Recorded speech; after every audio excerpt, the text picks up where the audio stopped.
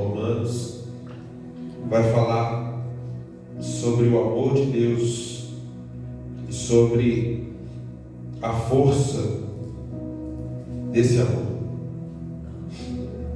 Diante de tudo isso, o que mais podemos dizer? Se Deus está do nosso lado, quem poderá nos vencer? Ninguém. Porque Ele nem mesmo deixou de entregar o próprio Filho, mas o ofereceu por todos nós. Se Ele nos deu o seu próprio Filho, será que não nos dará também, juntamente com Ele, todas as coisas? Quem acusará aqueles que Deus escolheu? Ninguém, porque o próprio Deus declara que eles não são culpados. Será que alguém pode condená-los?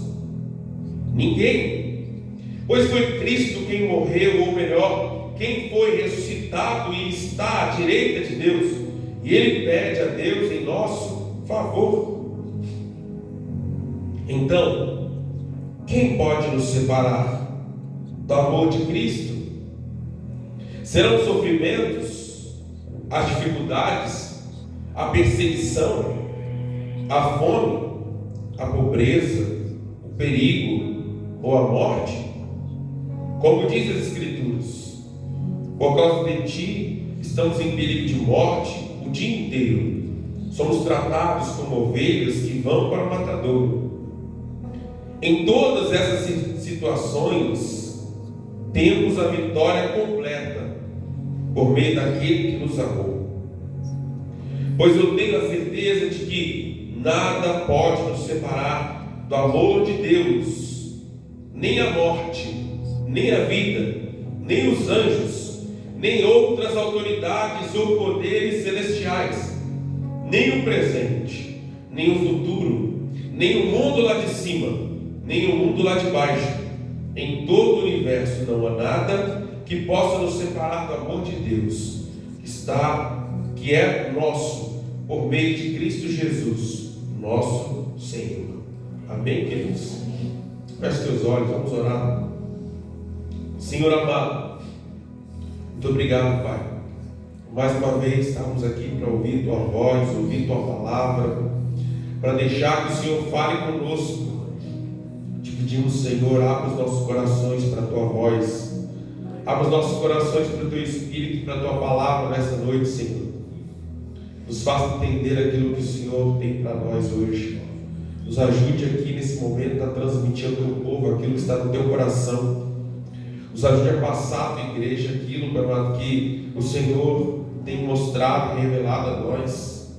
Que a Tua igreja saia dessa noite desse lugar abençoada, fortalecida, edificada, alimentada para a glória do Teu nome, Senhor. Em nome de Jesus. Amém, queridos? Glória a Deus. Quem nos separará do amor de Deus? Paulo, ao apresentar essa passagem dessa carta para a igreja de Romanos, ele mesmo faz a indagação e ele mesmo traz a resposta. Quem poderá nos separar do amor de Deus que está em Cristo Jesus? Você já parou para pensar sobre isso? Será que os seus pecados podem te separar do amor de Deus? Será que suas dificuldades do dia a dia podem te separar do amor de Deus? Será que o desemprego pode te separar do amor de Deus? Será que o diabo tem força e poder para te separar do amor de Deus? Será que uma discussão, desavença com alguém tem o poder de te separar do amor de Deus? Às vezes nós nos deparamos em algumas situações da nossa vida que a gente arruma desculpa, para tudo, como se algumas situações que a gente esteja vivendo tivessem o poder e a capacidade de nos separar do amor de Deus. Mas Paulo, ele vai falar algo aqui para essa igreja de maneira muito clara, expondo para eles que não há nada que possa nos separar do amor de Deus que está em Cristo Jesus, nosso Senhor. E a gente vai meditar então nesse trecho e pensar um pouquinho sobre ele. Paulo está trazendo para a igreja aqui vários ensinamentos, e no capítulo 8 ele fala sobre o que é ter uma vida controlada pelo Espírito Santo. Depois ele vai falar sobre a glória futura que nós teremos, nosso corpo transformado, glorificado, etc. E no final desse capítulo ele vai dizer isso que nós começamos a dizer aqui. Em primeiro lugar, depois de tudo que a gente examinou, depois de tudo que a gente pensou, ele fala, diante de tudo isso, o que mais podemos dizer? Se Deus está do nosso lado, quem poderá nos vencer? A primeira declaração de Paulo aqui, na conclusão do capítulo, em outras versões vai estar escrito, se Deus é por nós, quem será? Será que quando nós estamos passando por alguma dificuldade, provação, privação, tentação, será que a gente se lembra desse versículo, a gente se lembra desse texto, a gente se lembra dessa afirmação que Paulo está dizendo aqui? Se Deus está do seu lado, se Deus é por você, se Deus é seu aliado, se Deus é o seu sócio, se Deus faz parte do seu time, se Deus faz parte, da sua corporação, quem é que é mais forte? Quem é que pode destruir você? Quem é que pode parar você? Quem é que pode deter você? Quem é que pode humilhar você? Quem é que pode jogar você no chão? Ninguém, irmãos. Só que muitas vezes a gente se esquece disso, né? Quantas vezes eu mesmo já passei por situações difíceis, que por mais que a gente conheça a Bíblia, por mais que a gente tenha tempos, caminhando aí com a palavra de Deus, desde que eu nasci, a gente às vezes se sente sozinho. A gente às vezes no meio da tribulação e da angústia acha que foi desamparado. Não é verdade? Alguém aqui já se sentiu sozinho? No meio da dor, no meio da tribulação, no meio da tentação, você ali se sente sozinho e fala assim, esse problema é muito grande, eu sozinho vou ter que lidar com ele. Olha o tamanho desse gigante, olha o meu tamanho aqui. Não tem como eu vencer essa batalha, estou perdido, já era. E às vezes a gente até entra em parafuso, a gente até meio que perde a ação, não sabe o que fazer, e fica ali transtornado, desnorteado. Tamanho é como o problema nos assusta, como o problema se mostra grande diante de nós. A gente se esquece dessa afirmação aqui de Paulo. Se Deus é por nós, se Ele está do nosso lado, quem é que pode contra nós? Quem? Ninguém. Em algumas traduções não responde, só fica em silêncio. Na minha tradução, nessa tradução aqui que estou usando, ele mesmo responde, ele fala, ninguém. Quem é que pode nos vencer se Deus está conosco? Ninguém. Não é verdade? Então, nesse primeiro ponto aqui, a primeira coisa que você tem que se lembrar, quando você estiver passando por um problema, uma dificuldade, uma adversidade, quando a tentação bater na sua porta, quiser dizer para você que ela é mais forte, que você não tem como resistir, que você tem que ceder, que você tem que cair, porque você não é forte o suficiente. Lembre-se, você não está sozinho. Você tem alguém muito mais forte do que tudo, que está do seu lado. Não só está do seu lado, está dentro de você. Por mais que você às vezes não tenha força, por mais que você por si só não consiga, esse Deus que está dentro de você Esse Deus que habita dentro de você, Ele te fortalece, Ele te dá força para você conseguir vencer. Amém? Amém, irmãos? Amém. Vocês estão bem quietinhos hoje, falam para mim bem forte assim, amém, pastor? Amém. Isso, vocês não conseguem nem assustar o pastor. Tinha umas igrejas pentecostais que tinha de vez em quando pregar, né? Chega lá, você está pregando, né? Aí do nada, aquele irmão que dá uns glória bem alto, assim, até assusta o pregador, né? Aí a gente dá um susto e fala assim, o que é isso? Aqui, ó, vocês não conseguem nem me assustar, vamos lá, mais forte, gente. Segundo lugar, irmãos, ele fala sobre outro tema e ele diz o seguinte, ó. Se Deus nos deu o seu próprio Filho, será que Ele não nos dará também todas as coisas? Preste atenção nessa afirmação. Se Deus foi capaz de nos dar o seu próprio Filho, o que será que Deus não é capaz de nos dar? Faz essa pergunta. Faz essa pergunta para você mesmo.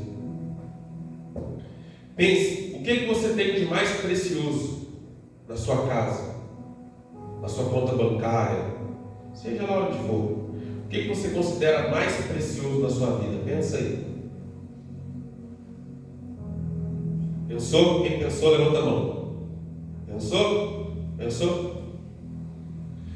Se você tivesse capacidade e amasse tanto alguém, a ponto de você dar para essa pessoa, entregar para essa pessoa, isso aí que você acabou de pensar que é o que você tem de mais precioso, tem alguma outra coisa na sua casa, na sua conta bancária, seus bens que você não teria coragem de dar? Se você deu o que você tem de mais precioso. Se eu dei meu filho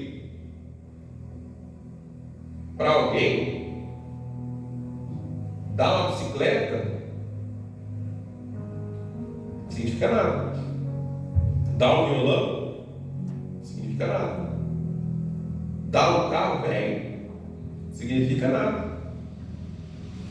Paulo está dizendo, Deus deu o seu próprio filho, irmão. Sabe o que é isso? Aquilo que ele tinha de mais precioso, aquilo que ele tinha de mais valioso, ele deu e entregou o seu próprio filho. Você acha que ele vai ficar retendo alguma coisa que você precise? Não.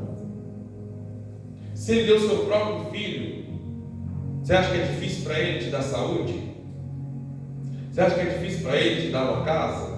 Você acha que é difícil para ele te dar um emprego? Você acha que é difícil para ele te dar um casamento feliz? Você acha que é difícil para ele te dar qualquer coisa que você sonha, pense ou imagine aí? Não, irmãos, ele deu o seu próprio filho. Todas as outras coisas é fichinha para Deus te dar. Se ele abriu mão do que ele tinha de mais precioso e entregou para você. E às vezes a gente duvida da bondade de Deus. Alguém aqui já duvidou da bondade de Deus? Sim ou não? Porque até Adão e Eva duvidaram. O que a serpente falou para ela? Deus falou para você não comer essa árvore aí, porque senão você vai ser igual a ele.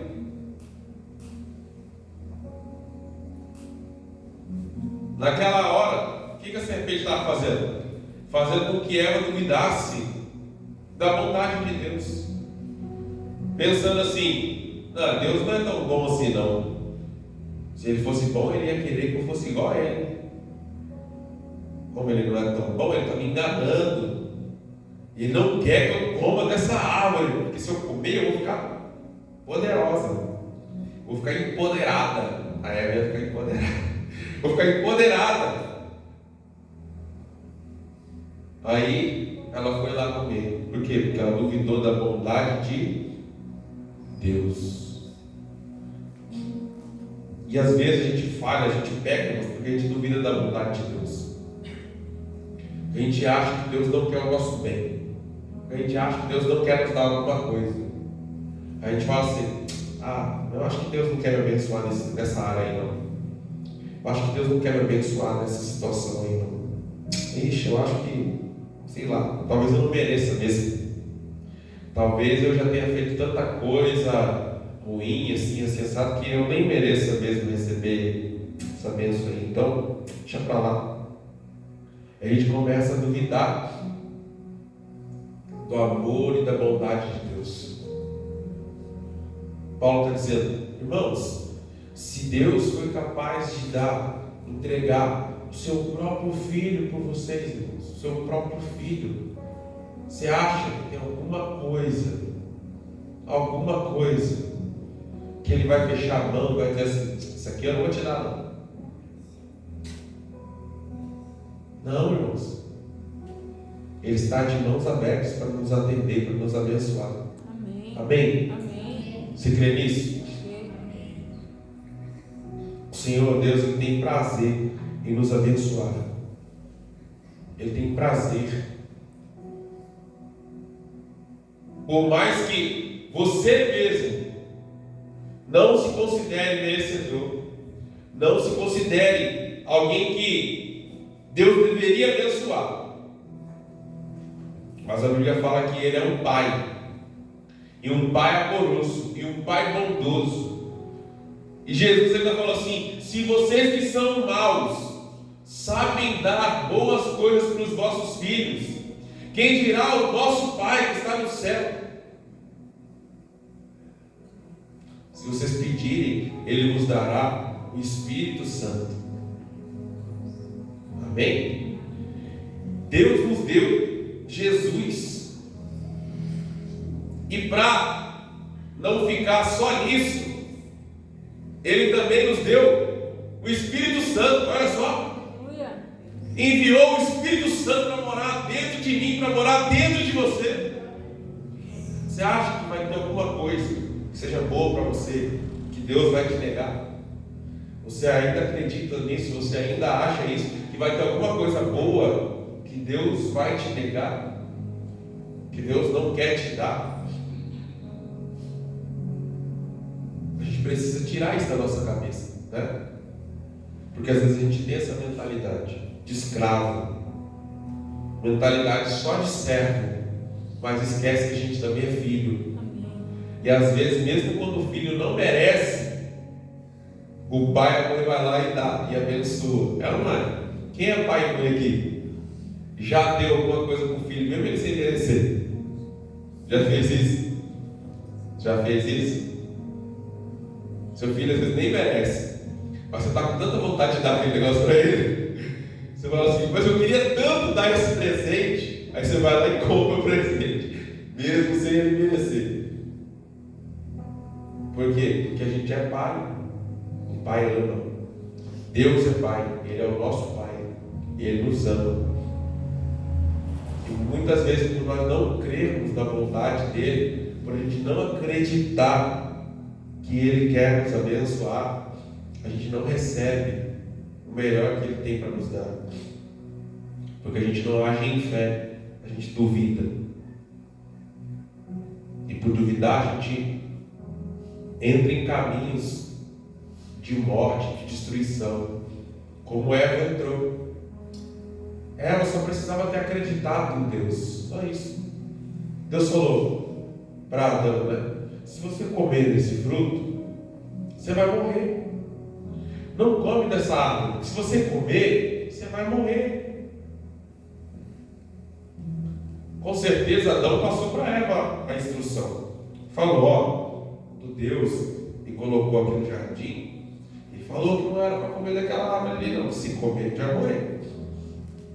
Eva só precisava ter acreditado, confiado na vontade de Deus. Olha, se Deus falou que a gente vai morrer, Deus é bom. Ele que criou a gente.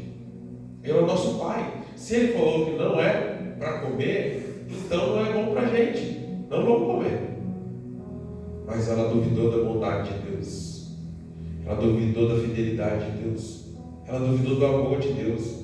E ela foi lá e desobedeceu e comeu exatamente aquilo que não era para comer. Igualzinho a gente faz. Da mesma forma. Não é à toa que a gente, né? Nós somos filhos de Adão. Nós somos filhos de Eva. Dentro de você aí, né?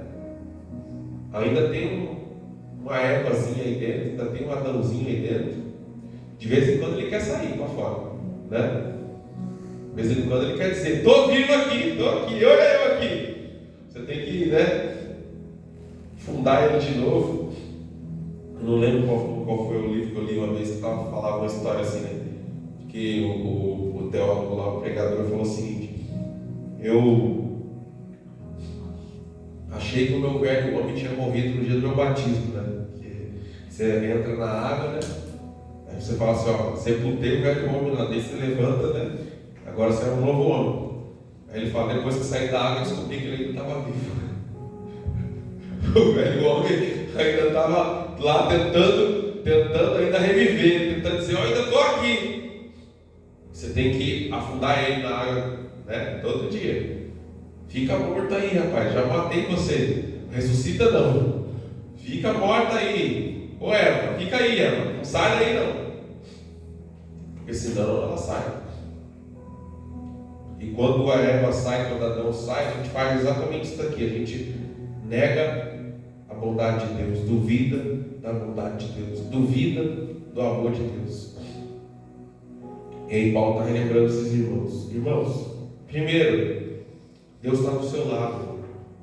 Ninguém pode deter vocês, ninguém pode vencer vocês. Segundo, Deus deu o melhor para vocês. Então o resto é pouca coisa. O resto Ele vai dar também, fica tranquilo. Não fica ansioso, não fica preocupado. Ele vai conceder o resto que você precisa também, porque o mais importante Ele já deu. Se Ele deu o mais importante, não tem lógica Ele não dá o menos importante. Se Ele já deu o que tinha de melhor, não tem lógica que Ele dá o que é menos valioso, não tem lógica. E aí ele vai para a terceira afirmação. Ele diz: quem acusará aqueles que Deus escolheu? Diga comigo, quem acusará? Aqueles a quem Deus escolheu. Ninguém. Porque o próprio Deus declara que eles já não são mais culpados. Olha só. Quem é que pode te acusar? A Bíblia fala que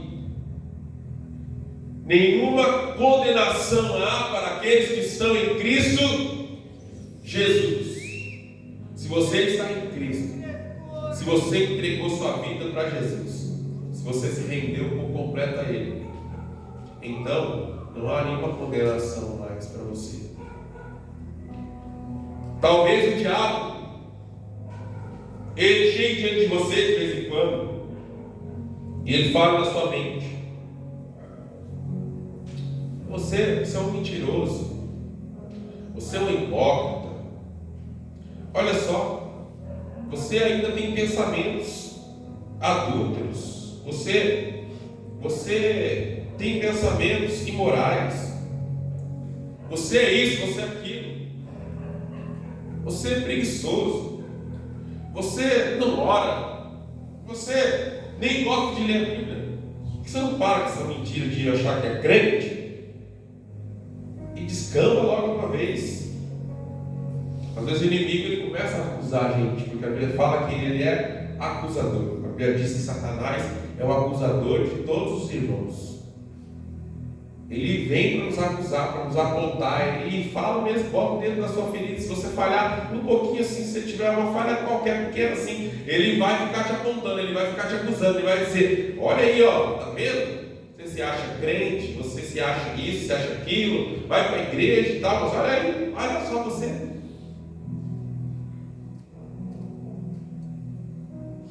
E Paulo está dizendo: irmãos, o diabo pode até te acusar,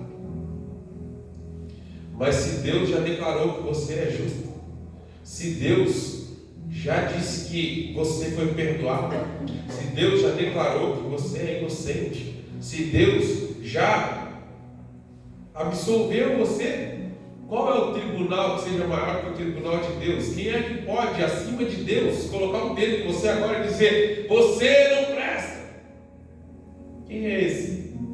Se o próprio Deus já te absolveu, se o próprio Deus já te consertou, Ele é o juiz de todos os juízes, Ele é o juiz acima de todos, Ele é soberano no seu julgamento. Pode alguém, um irmão da igreja, talvez apontar o dedo para você e te acusar. Pode, às vezes, um pastor, algum líder apontar o dedo para você e te acusar. Pode algum amigo, algum vizinho, algum parente apontar o dedo para você e te acusar. Satanás pode te acusar todo dia. Mas a Bíblia fala que nós temos um advogado junto ao Pai, que é o próximo versículo que a gente fala aqui. Quem é que pode nos condenar? Quem é que pode nos declarar culpados? Se ninguém, porque o próprio Cristo Jesus, que morreu por nós, que ressuscitou, está dentro do Pai, e ali Ele intercede por nós como nosso advogado. Se você tem um advogado que nem Jesus, meu irmão, que julgamento você vai temer? Que tribunal você vai ficar com medo? Você não precisa ficar com medo. Você tem o melhor de todos os advogados, Jesus. Ele não só nos defende, Ele pagou o preço da nossa condenação. Quando você contrata um advogado, você paga o advogado, ou o Estado paga o advogado, para poder te defender, sim ou não? Né? Você paga ele, para ele poder argumentar em seu favor. Qual advogado que pega uma causa, imagina que ele pega uma causa lá, uma causa, por exemplo, que a pessoa estava endividada, comprou o negócio e não pagou. Qual advogado que faria isso? Pegaria a causa e a pessoa está lá, devendo, vamos dizer, 100 mil reais. E aí, ao perder a causa, o cliente tem que pagar os 100 mil e ainda tem que pagar a multa e os juros aí do tempo que ele demorou para pagar a dívida. E o advogado fala assim: tem problema, eu pago a dívida para você. Qual advogado que faria isso? Qual advogado que faria isso? Qual advogado que faria isso? Mas a Bíblia diz que Jesus, que é o nosso advogado, Ele não somente nos defende, mas Ele pagou o preço da nossa culpa. Havia uma cédula, né, lá na eternidade, escrita ali as nossas acusações, os nossos pecados, as nossas dívidas para com Deus, e Ele pagou. Depois de ter pago, agora Ele se apresenta diante de Deus como nosso advogado. E ainda que a gente pudesse perder essa causa, e tivesse que pagar por esse preço, Jesus falou assim: eu já paguei lá, fica tranquilo, já está pago. Já está pago. Então, por que você está com medo? Né? Por que nós andamos com medo? Por que nós andamos ansiosos? Por que nós andamos preocupados? Por que a gente anda tão atordoado? Jesus está falando aqui, olha, eu paguei o preço por vocês. Eu paguei o preço lá na cruz. Eu paguei o preço. Então a dívida já foi paga. Por que você está preocupado? Por que você está ansioso? Eu sei o que é ter uma dívida alta e ficar ansioso, preocupado. Teve uma época que comecei a receber atrasado. Recebi atrasado vários meses. E aí meu cartão de crédito virou uma bola de neve. O cartão de crédito de 3 mil para 4 mil, para 4 mil, para 5 mil, 6 mil, 7 mil, 10 mil, 11 mil, foi subindo. Aí tentei negociar a dívida, negociando a dívida, não conseguia pagar, não tinha jeito. Parece que quanto mais você pagava, mais a dívida aumentava. Chegou um momento em que a dívida já estava em mais de 100 mil reais. Aí eu fui procurar um advogado. O advogado falou para mim assim: ó, se é uma dívida que se considera que é impagável, ou seja, não tem como você pagar essa dívida, espera, aguarda e uma hora eles vão te procurar para fazer um acordo. É o jeito. Se calcular o tanto que eu paguei de prestações, de juros, de isso, de aquilo, eu devo ter pago umas 5 vezes aquela dívida, mas ainda continuava a dívida lá, porque a dívida eu acho que começou com 4 mil, 5 mil reais mais ou menos. Eu já tinha pago muito dinheiro já. Eu já pago mais de 20 mil reais, vamos dizer, dessa dívida e não pagava a dívida, a gente só crescia. O final da dívida ficou de 164 mil reais. Minha cabeça só ficava agoniado, estressado, ansioso. O banco me ligava, dia sim, dia não, ele me ligava. Ligava 3, 4 vezes por dia, me ligava. Ah, tá, não sei o que, vamos falar da dívida aqui, isso tem uma dívida aqui de tal valor, tal. E aí, como é que você pretende pagar essa dívida e tal? Foi fácil. Meu nome foi para o SPC, aquela coisa toda que vocês conhecem, né? Depois de 3 anos, aí o banco começou a querer fazer a negociação, né?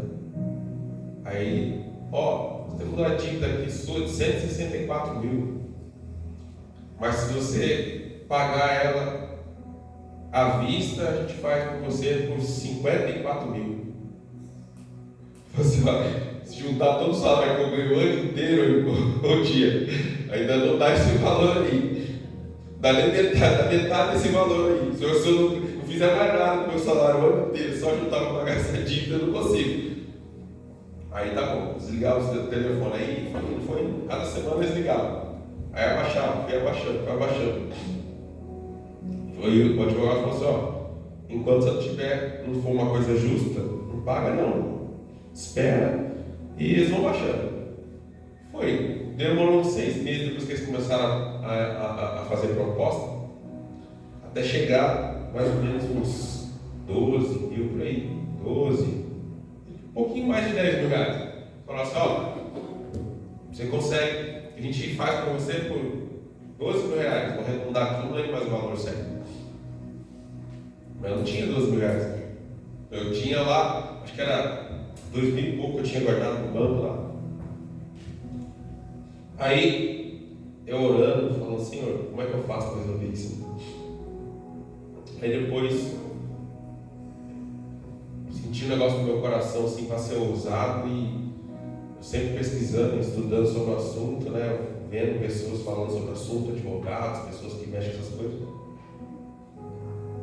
Aí eu falei assim com o Alessandro: vamos lá no banco, vamos fazer uma proposta. Aí fomos no banco fazer uma proposta. Aí fomos lá fazer proposta.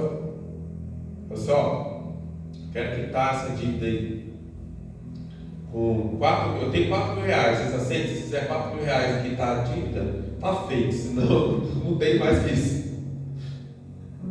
Aí, não, mas é muito abaixo do valor que o banco está oferecendo. Não vai dar certo. Eu lembro que a primeira vez eles recusaram, não aceitaram. Aí, depois disso, eles passou uns 3, 4 dias, daí a mulher do banco me ligou de novo. Aí ela falou assim: você tinha feito uma proposta aqui e tal, não sei o que, né, para quitar a sua dívida por 4 mil reais, negócio assim. Aí eu falei assim: mais que isso eu não tenho não, eu tenho que pagar isso aí. Se vocês aceitam, beleza, se não aceitar, fica por isso mesmo. Vou esperar até a hora que vocês aceitarem. Aí ela falou assim: tem como ser pelo menos 4 mil, e acho que foi 4.500 que eles ofereceram, não lembro exato o valor que foi que a gente pagou, mas eu disse aí. Ela falou assim: pode ser 4.500? Se for 4.500, o banco aceita. Eu falei assim: então tá bom. Fomos lá, eu e a Alessandra, assinamos papelada, arrumamos um jeito, pega o dinheiro emprestado daqui do outro, né? Pagamos lá a dívida. Recebi um documento, tem um documento lá em casa.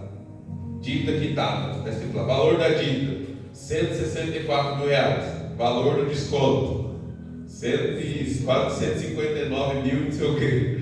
Valor pago, olha lá, 4 mil e pouco. Eu sei o que é você ficar angustiado, agoniado. Ficou uns 3 anos agoniado com aquele negócio. Não é fácil. Só que essa experiência me ensinou a confiar em Deus, descansar no Senhor. Porque a gente se esquece que Deus está do nosso lado. Não é verdade? Deus sabia que eu não gastei 100 mil reais. Não gastei nem 10 eu gastei. E o quanto eu já tinha pagado e ainda não saí daquela dívida. Deus sabe. E Deus resolveu. Né? Mas a gente esquece que Deus, Ele está do nosso lado. A gente esquece que Ele é bondoso. A gente esquece que se Ele é nosso advogado, tenha paciência, mas tudo vai dar certo, fica calmo. Amém? Amém. Ele é nosso advogado. E o Pai é nosso juiz. Amém? Amém. E Ele continua. E Ele fala: ninguém pode condená-los, porque Cristo já pagou o preço, morreu, ressuscitou, e ainda, se não tivesse, além de ter pago o preço, está sentado do lado do Pai para interceder por nós. E aí ele vai para o próximo. Então, irmãos, quem pode nos separar do amor de Cristo? Ele faz essa indagação. Serão os sofrimentos, as dificuldades, a perseguição, a fome, a pobreza, o perigo, a morte. E ele ainda lembra os irmãos. Eu sei que a gente às vezes é colocado diante da morte todos os dias, como ovelha que vai para o matadouro. Ou seja, nós passamos por dificuldades e eles ali passaram por perseguições a nível de morte mesmo, literal. Não era uma coisa só, como a gente fala, né, figurado. Não, eles passaram um perigo de morte de verdade. Muitos irmãos chegaram à morte mesmo.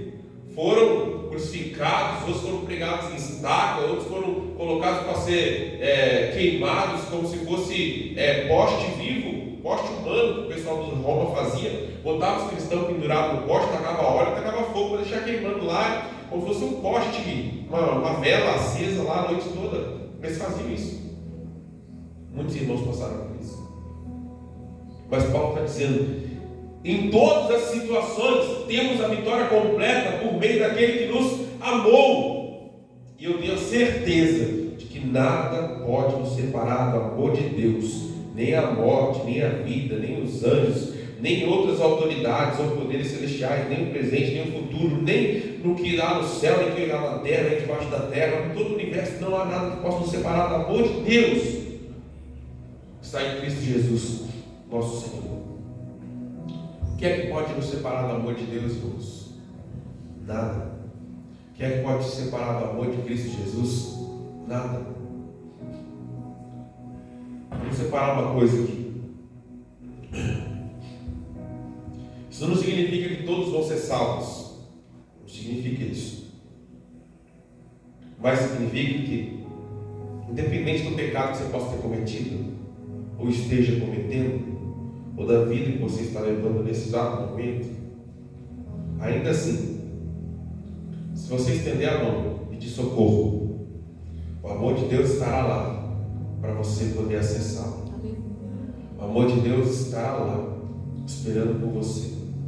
O amor de Deus estará lá de braços abertos para te trazer de volta. O amor de Deus nunca desiste de nós. O amor de Deus nunca vira as costas para nós. Nada consegue impedir o amor de Deus de continuar buscando por nós. A Bíblia fala que o Senhor enviou Jesus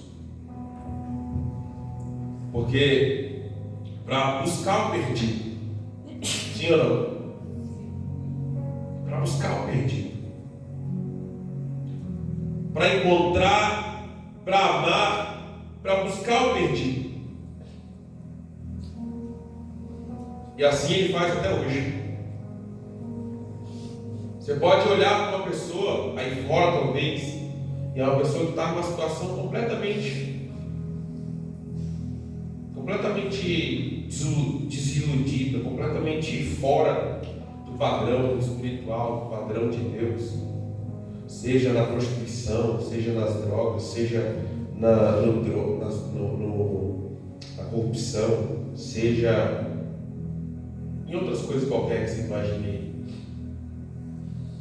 Mas o amor de Deus não desistiu dessa pessoa. O amor de Deus ainda está ao alcance dessas pessoas. Basta ela fazer um aceno para Deus. Basta ela clamar: Senhor, eu ainda estou aqui. Me salva, me tira daqui. Tira desse lugar, me tira desse estado. Basta ela reconhecer o estado de pecado que ela está e pedir ajuda. Deus estará ali para ajudá-la. Deus vai enviar alguém ali. Deus vai fazer alguma coisa, pode ter certeza. Mas que o amor de Deus não nos abandona, não nos desampara, não nos desampara. E ainda que essa pessoa não se converta, não aceite a Cristo, não mude de vida, se Deus tiver que mandá-la para o inferno, Deus vai mandá-la para o inferno amando ela, sabia disso? O fato de Deus mandar as pessoas para o inferno significa que Ele não as ama. Você consegue entender isso? Porque o inferno nem foi criado para elas. A Bíblia fala que o inferno foi criado para Satanás e seus anjos. Mas infelizmente algumas pessoas vão querer ir para lá porque não querem estar com Deus, não querem andar com Deus, não querem viver com Deus, não querem amar a Deus. Embora Deus as ame, elas não querem estar com Deus. Deus não vai obrigar ninguém a estar com Ele, Deus não vai obrigar ninguém a amar a Ele, Deus não vai obrigar ninguém a permanecer na vontade dEle, na presença dEle. Se essas pessoas não querem estar com Deus, Deus vai colocá-las em outro lugar. Mas isso não quer dizer que Deus não ama essas pessoas. Isso não quer dizer que Deus não vai sentir no coração dele por ter que afastar essas pessoas, por ter que colocar essas pessoas para longe da presença dele, do convívio dele. E a gente precisa entender isso, que às vezes tem gente que não consegue entender isso, né? Essa coisa que a gente fala muito, mas às vezes a gente não consegue entender. Ah, Deus odeia o pecado, mas ama o pecador. Já ouviu isso? Alguém já ouviu isso? A gente às vezes fala isso, né? Sim ou não? Mas não é difícil entender? Acho que muito crente não entende isso. Fala, mas não entende. Que mesmo Deus, às vezes, tendo que, lá no julgamento, vai ter que mandar alguns para o inferno, Deus não vai fazer isso com prazer. Deus não vai fazer isso com alegria. Deus não vai fazer isso sorridente. Não, Deus vai fazer isso como um pai que tem que mandar um filho embora de casa, porque aquele filho não tem jeito. Porque por várias tentativas o pai às vezes tentou, aquele filho não tem direito, não quer. Às vezes tem que falar assim: ó, felizmente aqui em casa não tem como você ficar mais. Você tem que ir embora. Mas o pai sente dor no coração. O pai fica com aquele peso, né? Mas ele tem que fazer. Senão, às vezes, aquele filho ali, rebelde, desobediente, insubmisso, etc., acaba contaminando os outros filhos, né? E aí o pai tem que fazer isso. Infelizmente. É o que a Bíblia fala, que uma célula cancerígena, ela mata todo o corpo. Não é verdade? Quando você está com câncer no seu corpo, o que o médico faz? Ele arranca aquelas células cancerígenas, faz a cirurgia, corta ali, arranca aquilo do corpo e joga fora. Porque se deixar lá, o que acontece? Ele espalha. E o que acontece no final? Mata todo o corpo. Por isso que a Bíblia fala: não deixe entre vós que haja alguma raiz de amargura, porque essa raiz de amargura, ela vai se espalhando e ela contamina a muitos. É a mesma coisa. Se Deus não corrigisse ninguém, se Deus não julgasse ninguém, não condenasse ninguém, ao invés de ter mais filhos que vivessem em santidade, os filhos iam descambar tudo, né? Porque sem justiça, com uma ideia de impunidade, aí todo mundo, né, às vezes se corrompe, se perde. Por que o nosso país está do jeito que está, né? Alguns anos estava até pior, né? Agora deu uma melhorada. Mas por quê? Porque a sensação de impunidade que muita gente tinha era muito grande. Então, quando as pessoas têm sensação de impunidade, o que elas fazem? Elas transgridem, né? Elas transgridem a lei, elas não obedecem a lei, porque ela fala assim, vai dar nada, né? Mas não pense que Deus se alegra em ter que mandar alguém para o inferno. Se Deus se alegra em ter que condenar alguém, não, Ele não se alegra. A Bíblia fala assim que o Senhor vê com pesar a morte do ímpio. Já leu esse texto? O Senhor vê com pesar a morte do ímpio. Por quê? Porque depois que morreu não tem mais chance não. Então Deus queria que ele tivesse se arrependido, se convertido antes de morrer. Deus queria que ele tivesse reconhecido os pecados dele antes de morrer, tivesse mudado de vida. Deus queria isso, mas ele não mudou e morreu assim mesmo. Então a Bíblia fala lá, o Senhor vê com pesar a morte do ímpio. E aí ele fala o contrário a respeito do justo. Fala assim, mas o Senhor vê com prazer a morte do justo. Por que Deus vê com prazer a morte do justo? Porque Ele sabe que o justo vai ficar com Ele. O justo que morre vai morar com quem? Vai morar com Ele. Por que Deus vai ficar triste? Né? Deus fica feliz. Quando morre o justo, Deus está trazendo ele para mais perto de Deus, né? Morreu o justo, sai daqui lá mais perto do Senhor. Então, Deus fica feliz, Deus fica alegre. Mas quando o ímpio morre, Deus se entristece. Porque às vezes Deus deu todas as chances, Deus colocou todas as oportunidades, Deus fez de tudo ali para convencer aquela pessoa, mas ainda assim ela fechou o coração e não quis. E Deus se entristece. Então, grave isso no seu coração. Nada, não importa que possa se levantar, nada é capaz de separar você do amor de Deus. Deus nos ama e ponto. Vai continuar nos amando até o dia da nossa morte, para todos sempre, vai continuar nos amando. E ainda que você escolha pecar, escolha viver longe dele, ele vai continuar amando você. Ainda que ele tenha que mandar você para o inferno, ainda se tiver que mandar, ele vai continuar amando você e vai mandar você para o inferno assim mesmo, porque ele é justo. Ele é justo, mas ele não vai deixar de amar você.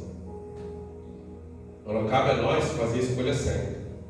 Deus nos ama a tal ponto que nada nesse mundo tem a capacidade de nos afastar do amor dele, de fazer com que ele deixe de nos amar. Então nós devemos corresponder a esse amor. Amém?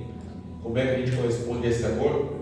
Vivendo uma vida em santidade, buscando a santidade na nossa vida, pelo qual a Bíblia fala assim: sem santidade ninguém verá o Senhor. Sem santificação ninguém verá Deus. Então, como é que a gente corresponde a esse amor?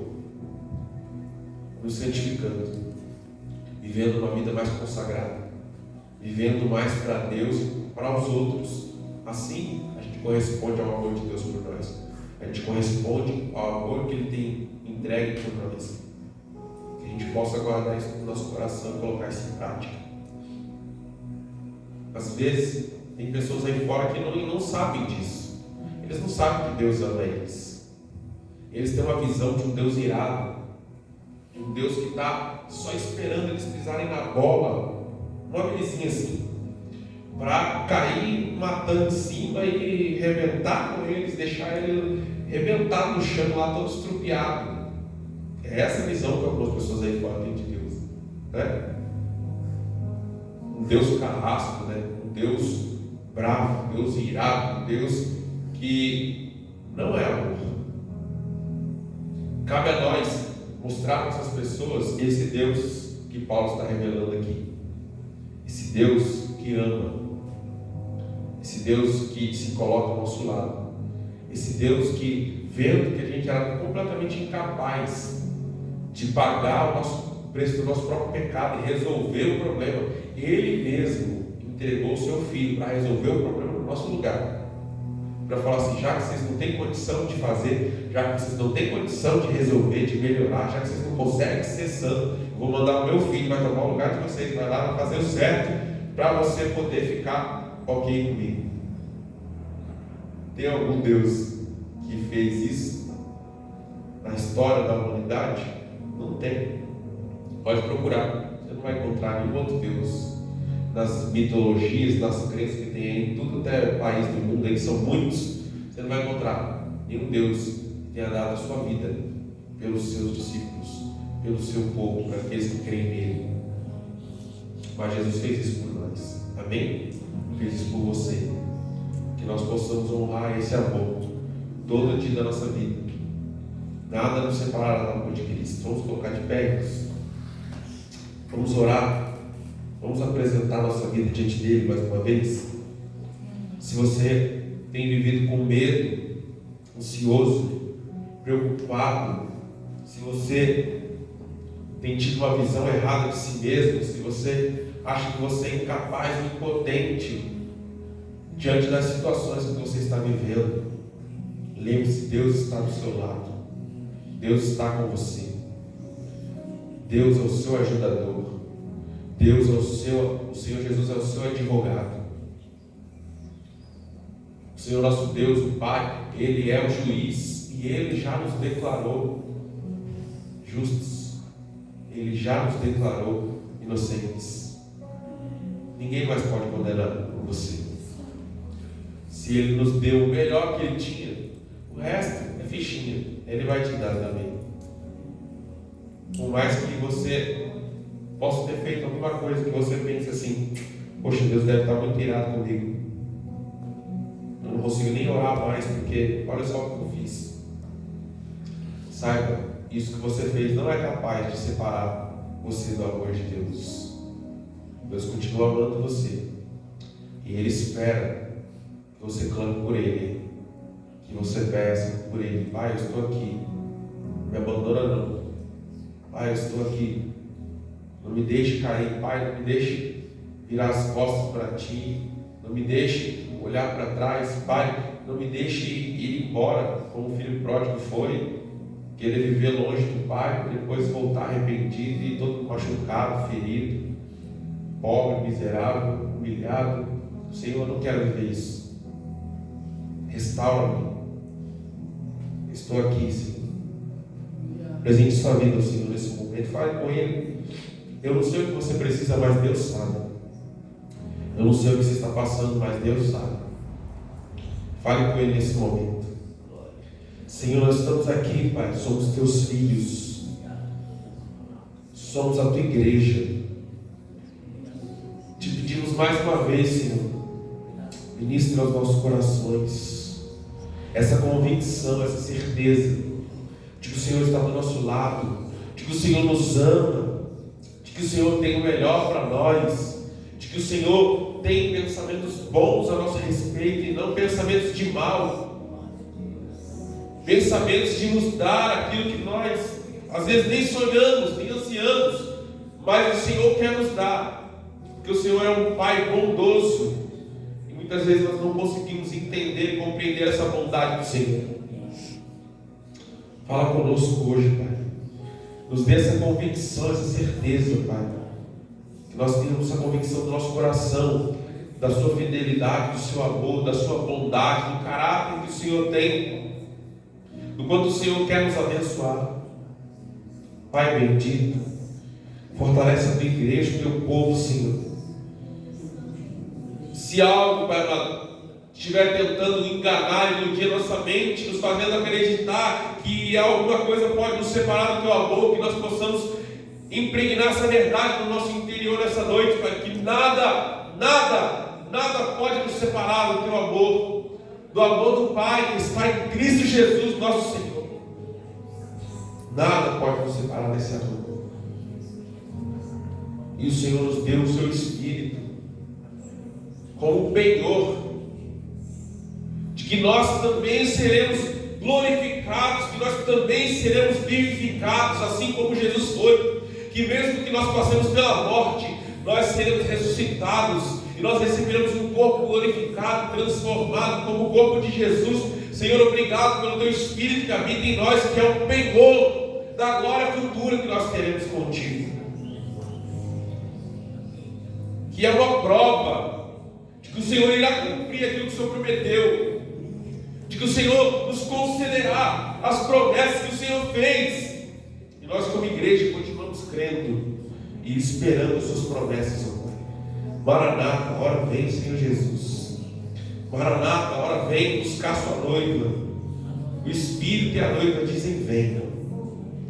O Espírito e a noiva declaram: vem, Senhor Jesus. Vem sem demora, vem sem tardar. Estamos a esperar pelo Senhor.